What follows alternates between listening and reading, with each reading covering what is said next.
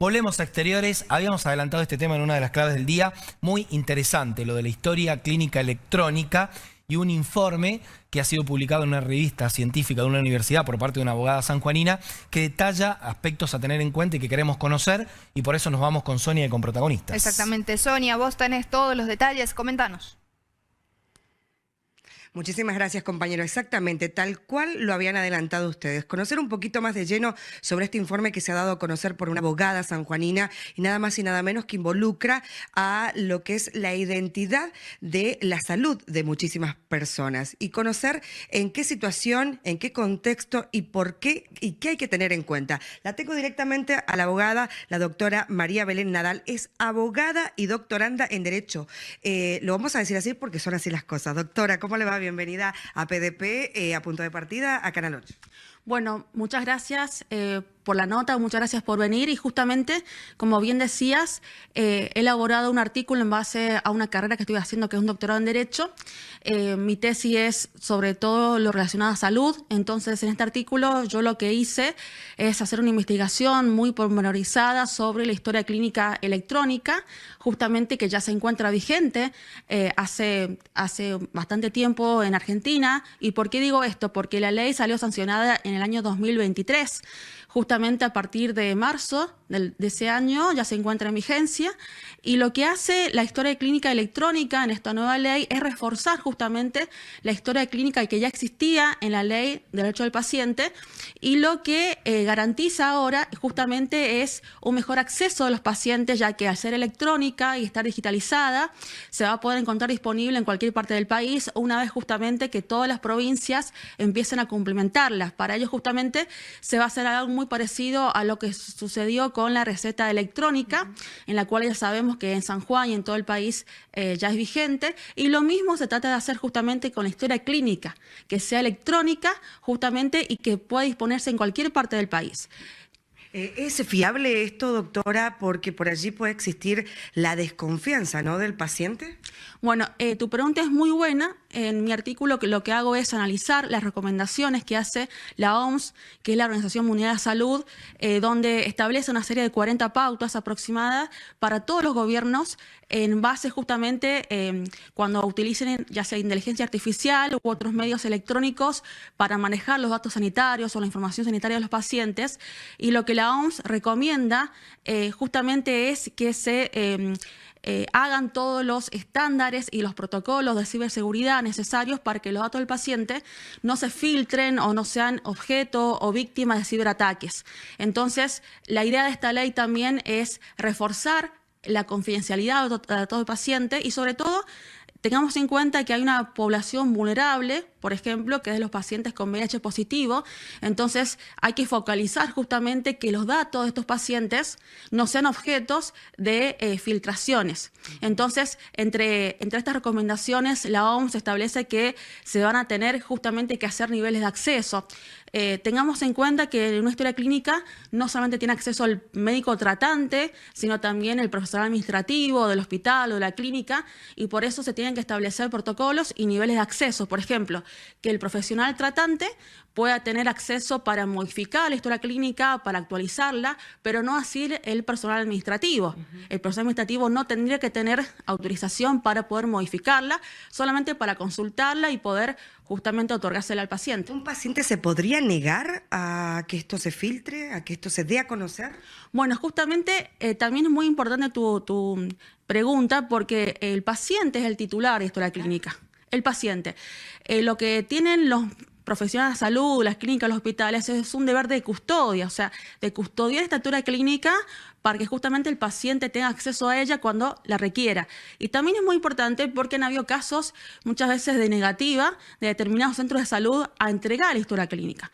Y la ley justamente de los derechos del paciente desde antaño exige que al solo requerimiento o al simple requerimiento del paciente la historia clínica debe ser entregada. Y tiene un plazo máximo de 48 horas para su entrega. Ah, bien. No sé si en estudio tienen preguntas. Le voy a colocar acá el auricular a la doctora Ariel. Bien. Para que ella pueda responder la pregunta que ustedes tengan. Bueno, la verdad es muy interesante. Bueno, saludarla a María Belén Nadal. Muchas gracias por este tiempo en vivo, en Punto de Partida, en Canal 8. La verdad que muy clara tu explicación y obviamente las preguntas de Sonia. Me quedaba pendiente y pensaba, seguramente vos podés haber averiguado esto en tu trabajo que estás realizando para el doctorado. La ley número 27.706 de Historia Clínica Electrónica se publicó en el Boletín Oficial el 16 de marzo del 2023, como decías, ya hace un tiempo. ¿Tenés precisión si se está aplicando verdaderamente? A mí me da la sensación que aquí en San Juan no hay mucha aplicación, mucha implementación de esta historia clínica electrónica. ¿O sí? Tal vez estoy yo equivocado. ¿Se está implementando en la práctica, en el día a día en San Juan?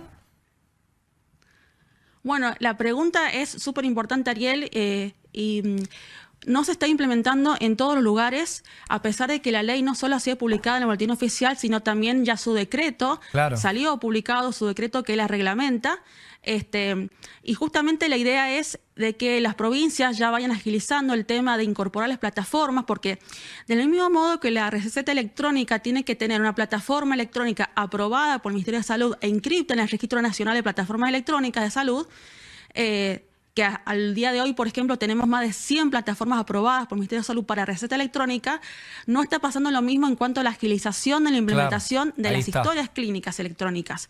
Tenemos casos, por ejemplo, de provincias como San Luis, que hace tiempo ya, por ley provincial, ellos tienen la historia clínica en toda su provincia, o casos de hospitales grandes como el Italiano, de Buenos Aires también tiene historia clínica, pero falta que las provincias comiencen ya a agilizar la incorporación de plataformas para generar esas historias clínicas electrónicas. Claro, porque verdaderamente, y esa comparación que hiciste muy buena, la receta electrónica sí, se está implementando y muy bien, pero me daba esa sensación, por eso te lo quería preguntar, a partir de que estás en el tema de que no estaba pasando lo mismo con la historia clínica electrónica. Y lo último, ya para dejar el cierre con Sonia, ella te preguntaba recién, María Belén, de obviamente la cuestión de estar en lo digital, en lo electrónico, y ese miedo al hackeo, a que puedan tomar tus datos, que vos contabas recién. De todas maneras, parte también de la premisa de la evolución de la tecnología y de los tiempos, ¿no? Porque hoy por hoy una historia clínica convencional también tiene el riesgo de perder datos y que haya alguna adulteración al respecto, ¿no? Exactamente, por eso es muy importante.